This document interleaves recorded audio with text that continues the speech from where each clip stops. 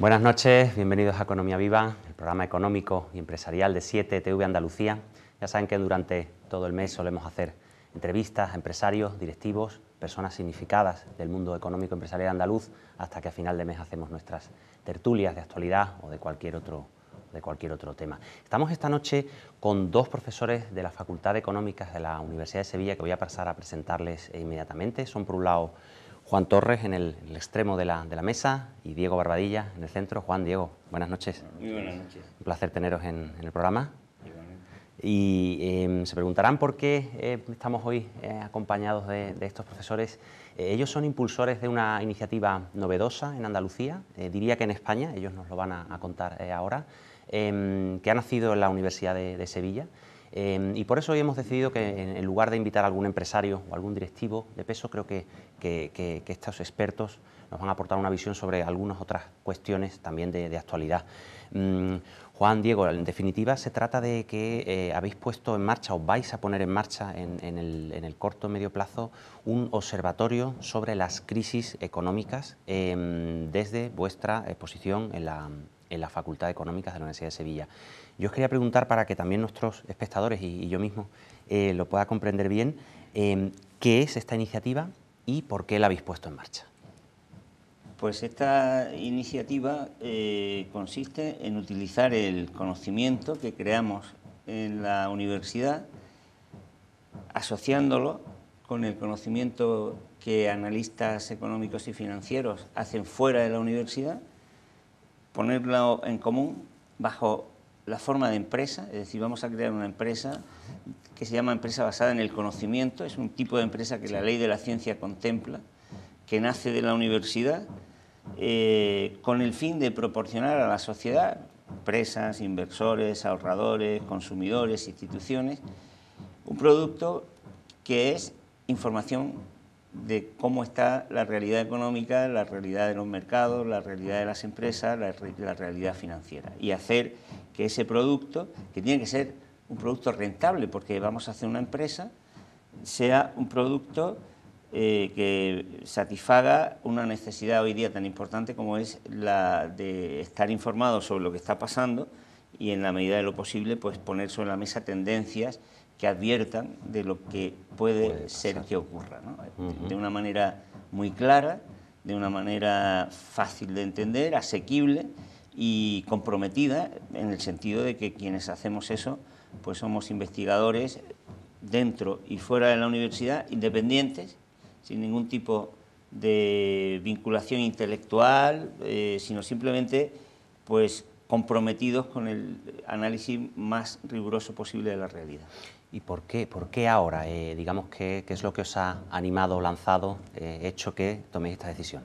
Pues yo creo que es el momento adecuado, idóneo, donde, bueno, pues estamos en el momento de vacas gordas, pero vienen las vacas flacas. Entonces yo creo que es el momento oportuno para decirle a los agentes económicos, al poder público, a las empresas, decirle a los inversores, a todos los agentes económicos, oye, que ya esto se predijo en el Antiguo Egipto, que después de 7 vacas gordas vienen 7 vacas flacas y tenemos que tomar medidas y vamos a hacer un análisis quizás que creo que no se hace, en el sentido de que queremos hacer una cosa que se comprenda, que se lea, que guste, que no sea muy extensa, que llegue a todo el mundo.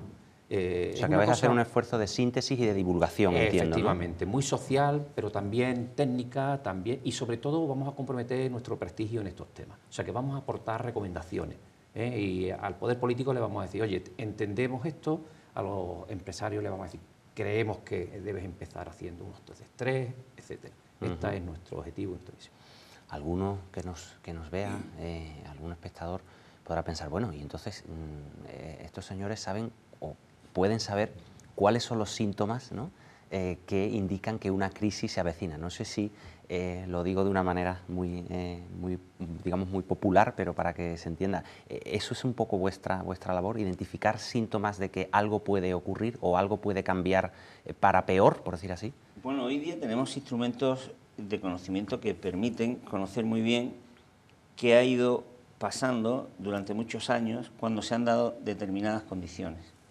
Si se vuelven a dar esas condiciones, podemos predecir con cierto grado de acierto predecir, pero no en el sentido de que uno tenga una bola, sino en el sentido de que conoce las tendencias.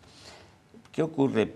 Yo creo que todo el mundo ha oído eso de que nadie predijo la crisis de 2007-2008. Es que eso es mentira, es que eso no es verdad. Es que muchos analistas financieros, de mercados, economistas teóricos de diferentísima posición, digamos, ideológica, ¿no? Dijeron apuntó, ¿no?, lo que estaba ocurriendo. Lo que pasa es que a veces la información financiera duele, la información económica, ¿no? Y además otras veces duele y hay otras ocasiones, también hay que reconocerlo así, que un gobierno no puede decir que las cosas se van a poner mal, porque entonces es cuando de verdad se ponen mal, ¿no? Entonces hay que tratar de mantener la confianza, claro, digamos, también, ¿no? La información pues a veces se escuece, ¿no? Y ¿quién acertó? Pues acertó quien hacía análisis independiente, quien hacía análisis que no tenían otro propósito que el poner sobre la mesa la realidad de las cosas, y también el que tuvo en cuenta los elementos que realmente influyen. Por ejemplo, se ha estudiado quiénes fueron los economistas que acertaron en las previsiones y los que dijeron, oiga, que esto se va a producir, y se produjo. Pues son los economistas que principalmente tuvieron en cuenta el tema financiero. Y cuando no se tiene el tema financiero, lo que está ocurriendo con la deuda, con las finanzas, es muy difícil que puedas apreciar lo que está ocurriendo en la realidad. Y claro, un médico, por poner un ejemplo que nos es más familiar, que no es capaz de determinar claramente los síntomas de una enfermedad, es que no puede curarte, porque no sabe apreciar cuáles son los puntos del mal que se han producido. Y eso a veces es la causa de que ocurra pues esa equivocación tan aparentemente generalizada, pero que no lo es. Y economistas que van a trabajar con nosotros ahora, analistas, ingenieros que hacen estudios de mercados, pues si uno entra en su página web y lee lo que escriben o lo que escribimos, verán que es que no se equivocan. O sea, pero no porque sean adivinos, no, porque tienen métodos estadísticos, matemáticos, de análisis de la realidad, es decir, de la sintomatología, que te permiten decir, oiga, esto va detrás de esto y de esto y de esto, y ha pasado esto 20 veces en los últimos 30 años, es verdad que puede ocurrir que aparezca lo que se llama un cisne negro, ¿no? Todos son blancos menos de pronto uno que es negro, pero incluso así se puede detectar, ¿no? También os quería preguntar, justo al hilo de lo que dices, Juan, hay algunas variables que efectivamente pueden repetirse en distintas crisis, pero cada crisis es un poco singular en sí misma y está determinada por variables que sorprenden o pueden sorprender. ¿Cómo se gestiona esa variabilidad, esa cierta incertidumbre? Yo quería decirte antes una cosa, dime. Que nosotros lo que no pretendemos es catastrofistas, alarmistas, no queremos ser pájaros de mal agüero, y además nosotros lo que pretendemos es aprovechar no solamente la preparación para los malos momentos, sino también cuando el momento se recupera para que se aprovechen las oportunidades. Claro, por lo tanto, nosotros partimos de la realidad, no partimos del catastrofismo, no queremos que las expectativas que sembremos sean negativas, pero sí queremos decir la realidad, y la realidad desde un punto de vista plural, de un punto de vista objetivo, desde un punto de vista técnico, desde un punto de vista de... Esto quería decirte, ¿no? Le duela a quien le duela, por decirlo así. Bueno, pues sí, porque esto es... O le interesa a quien le interesa, por decirlo... Eso, esto es un estudio independiente, de gente profesional, y esto un poco... Quería hacerte esa puntualización, yo creo que es importante. No, totalmente, totalmente. Esto no nace, van a hacer también cuando haya una recuperación, pues diremos cuáles son nuestras recomendaciones para que se aproveche esa recomendación a las empresas. Y sobre todo también nos vamos a dirigir al poder político, ¿eh? Nosotros vamos a tener reuniones con alcaldes, para decirle, oye, pues pensamos que esto, ve tomando las medidas oportunas y todo lo demás. Y esa presencia de elementos que pueden no estar en el modelo de análisis, ¿cómo se gestiona? Porque supongo que también será un debate que tendréis en los círculos académicos y de análisis, ¿no? ¿Hasta qué punto el modelo que tenemos sigue siendo útil para analizar sucesivas crisis? ¿Cómo trabajáis desde ese punto de vista para que no os coja desprevenido o lo menos posible? Claro. Hombre, ahí está la clave. Normalmente cada analista o cada institución o cada investigador pues tiene, tiene sus modelos, tiene su forma de abordar el análisis. Lo que nosotros hemos hecho es que hemos recurrido a los mejores. Entonces, hemos recurrido a los mejores en diferentes enfoques, ¿no?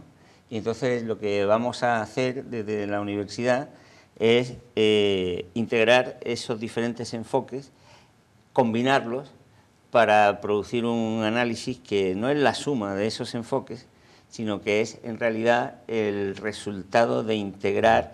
Es como cuando uno ve la iglesia, la catedral, ¿no? Cada uno, tú la puedes ver desde el sitio en donde estás, y el otro que está en otro sitio la ves desde otro sitio. Pues nosotros lo que tenemos que hacer es presentar una imagen de la catedral que sea la que recoge esas dimensiones. Y por regla general, el problema de no observar bien la realidad deriva de que se contempla desde una sola dimensión, desde una sola perspectiva, que puede ser desde una perspectiva matemática o estadística, ¿no? Es decir, si tú tienes en cuenta solo unos factores, esos factores te van a cantar, por decirlo de una manera coloquial, sí, un asunto. Si tienes otros, te detectan otros, y la tarea es hacer eso de una manera combinada. Yo creo que es muy novedoso, estamos trabajando en ello y pronto vamos a tener resultados. Es el primer observatorio de este tipo que se pone en marcha en España, tengo entendido, o que se esté gestando. Creo que había también, me comentabais antes de venir, que había todo esto surge de un interés de la Unión Europea por impulsar este tipo de análisis. Exactamente, digamos, ¿en qué tendencia os insertáis, por decirlo así? Bueno, pues, ¿cómo se explica esto? Mira, nosotros, como ha dicho Juan, lo que vamos a hacer es integrar el conocimiento, no solamente de la macroeconomía o de la microeconomía, de la economía, sino también de los mercados.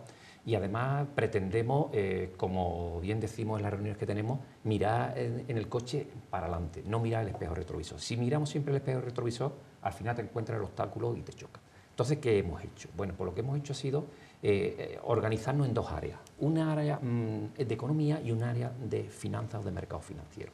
Y en el área de economía hemos hecho dos partes. Una parte que es macroeconomía, fundamentalmente con indicadores adelantados y fundamentalmente con indicadores adelantados de Estados Unidos, porque es la economía motora, que es donde empiezan las crisis, donde tiene... y integrarle ahí pues, los indicadores adelantados de Europa, un poco de macro global y también de Andalucía, que también vamos a descender a Andalucía, y hay otra pata, que es la pata de análisis fundamental, que integrada esas dos es la parte económica. En la parte de análisis de mercado financiero, pues hemos cogido a los mejores especialistas, los más jóvenes, los más potentes que están investigando en el área del momento del mercado, del market timing. Y vamos a analizar el momento del mercado desde dos perspectivas. Una, de la perspectiva del sentimiento de la masa, cuando la masa, como ahora mismo, está pues, temerosa, está miedosa, hay miedo extremo, pues es el momento de que los tiburones, los grandes inversores compran. ¿Y quién se queda con las pérdidas? Pues toda esa masa que lo que ha hecho ha sido vender porque tenía mucho miedo. Bueno, pues es una parte. Otra parte... o sea, que son elementos psicológicos también. Esa también, claro, o sea, que ahí entra todo. Hay otra parte que es la parte de amplitud. La amplitud tiene que ver con la sanidad del mercado. Un mercado financiero es sano, no solamente cuando crecen los precios, sino también cuando hay más activos que suben que los que bajan, por ejemplo. En el IBEX 35 no hay 35 valores, hay 4, que son los que pesan el 60%. ¿Por qué vamos a analizar por qué si esos 4 valores suben y no suben los 31 restantes, aunque esté subiendo el índice, el mercado no está sano? Entonces, esa es otra visión novedosa que la incorporamos. Y por último, una visión ya más de calle, más que el que utiliza la gente, que es el análisis técnico. Bueno, pues esas dos grandes patas del análisis las vamos a integrar, como bien ha dicho Juan, en una sola, donde vamos a hacer dos cosas. Una, vamos a concluir, en nuestra opinión, qué es lo que está pasando en la economía, en los mercados y en el global, y por otra, vamos a recomendar qué es lo que se debe hacer. Os vais a mojar. Nos vamos a mojar, efectivamente. Entonces, las personas que estamos inicialmente en este proyecto, que somos 7... Sí, yo quería preguntaros ahora quiénes eran, pero termina, por favor. Nos vamos a mojar en nuestras recomendaciones. Nos vamos a mojar, perdona, Diego, que te matice, técnicamente hablando. Es decir, nosotros lo que ponemos sobre la mesa es decir, oiga, a la vista de esta situación, nosotros les recomendamos que contemple estas diferentes posibilidades y estas diferentes alternativas, porque luego ya, evidentemente, cada operador tiene su preferencia, tiene su prejuicio, tiene su intención, su interés, y ya ahí entras en la frontera en donde cada uno tiene su gusto, ¿no? Nosotros nos quedamos en la frontera, ¿no? O sea, hacemos recomendaciones técnicas. Os lo preguntaba porque, sin citar nombres, pero siempre en prensa económica, que nos llegan tantos informes de tantas organizaciones diferentes, muchas veces nos quedamos a las puertas de decir, bueno, perfecto, ¿y qué? ¿No? Yo creo que vosotros vais a tratar de responder a esa pregunta.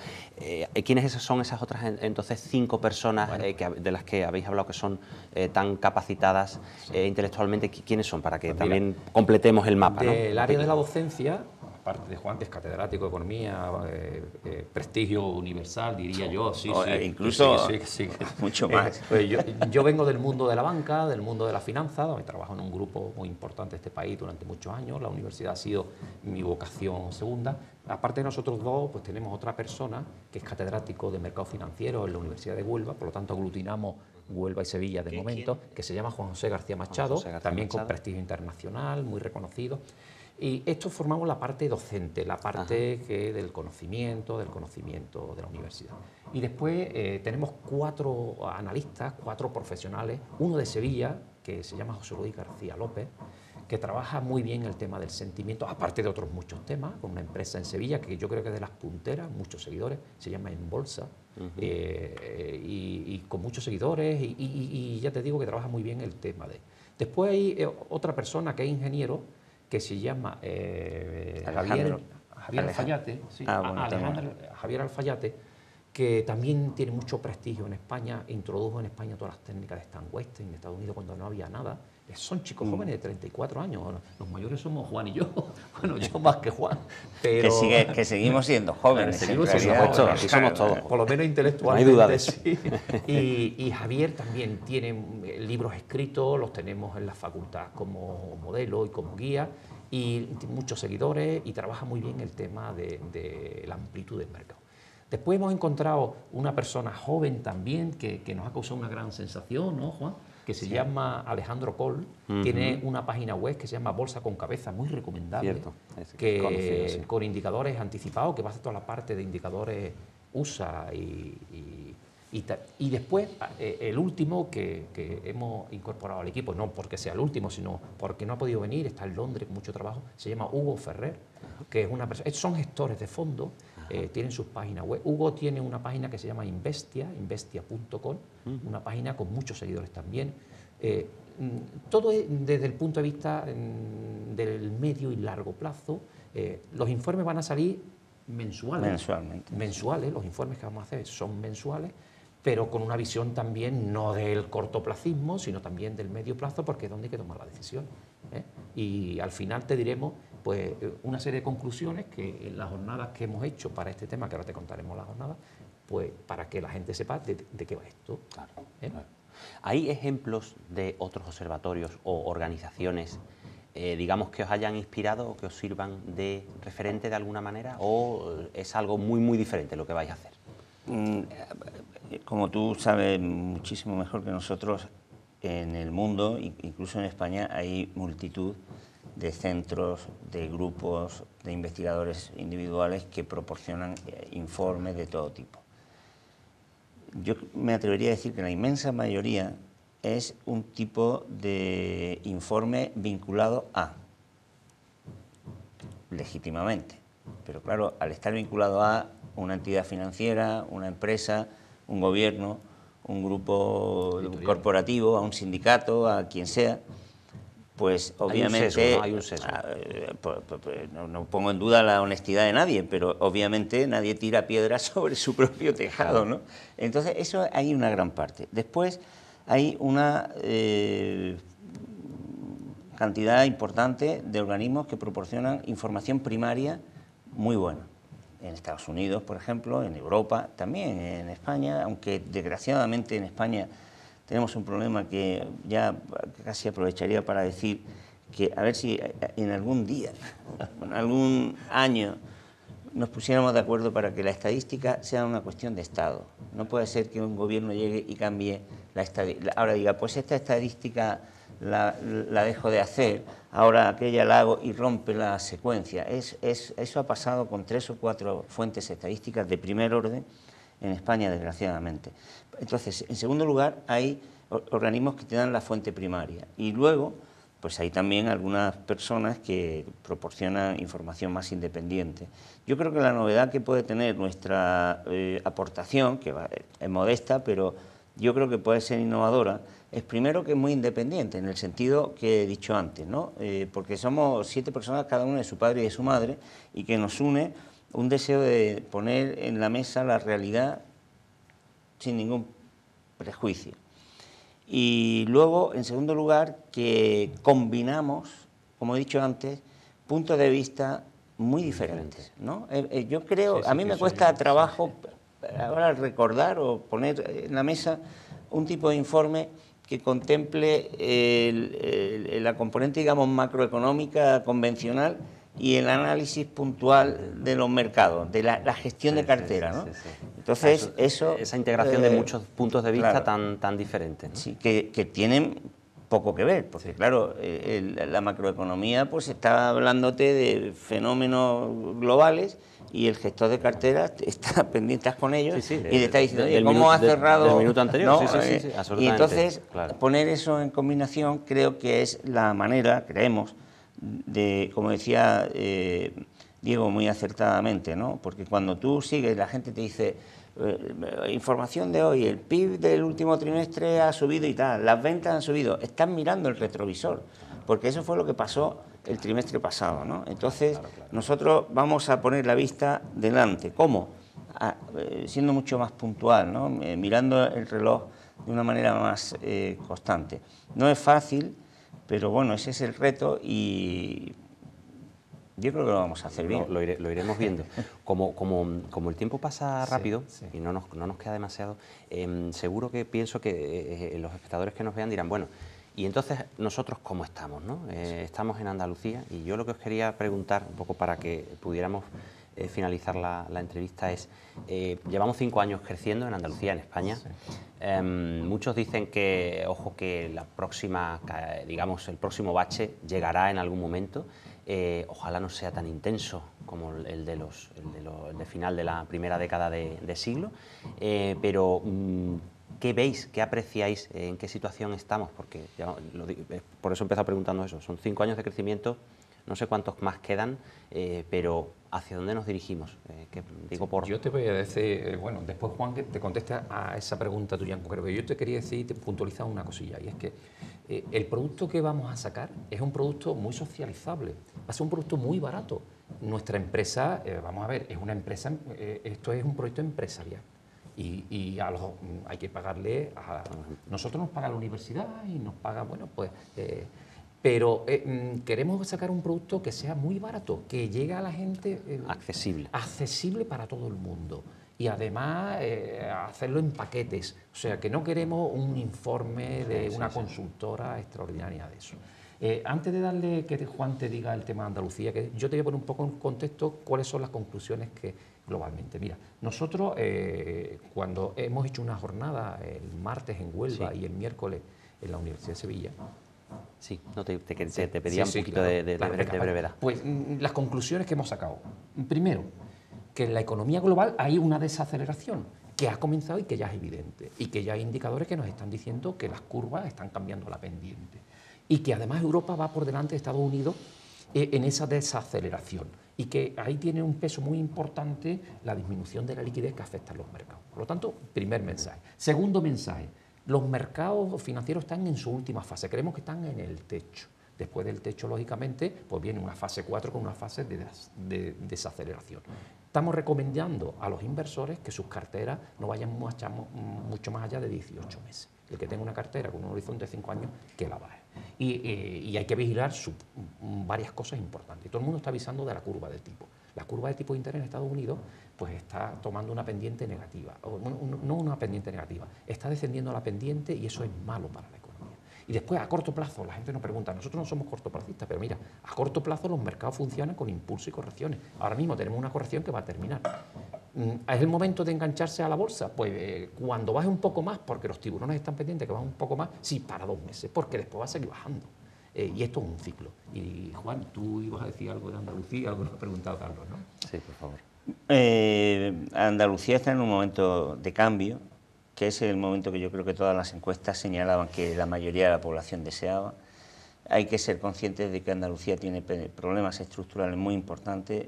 En mi particular opinión, creo que es necesario una amplia gama de consensos para poder hacer frente a turbulencias que van a volver a aparecer y para poner con el máximo fundamento lo que son los pilares de una sociedad moderna, que es la educación, que son los servicios públicos, la innovación, el mundo empresarial, la generación de riqueza, el fortalecimiento en función de tus propias capacidades y no de las capacidades del otro, porque si el otro te falla, tú te vienes abajo. Es verdad que Andalucía tiene muy poca capacidad de maniobra porque estamos en España, en la Unión Monetaria, y yo a veces digo, concentrémonos en hacer lo poquito que podemos hacer bien, más que en querer hacer más de lo que podemos hacer.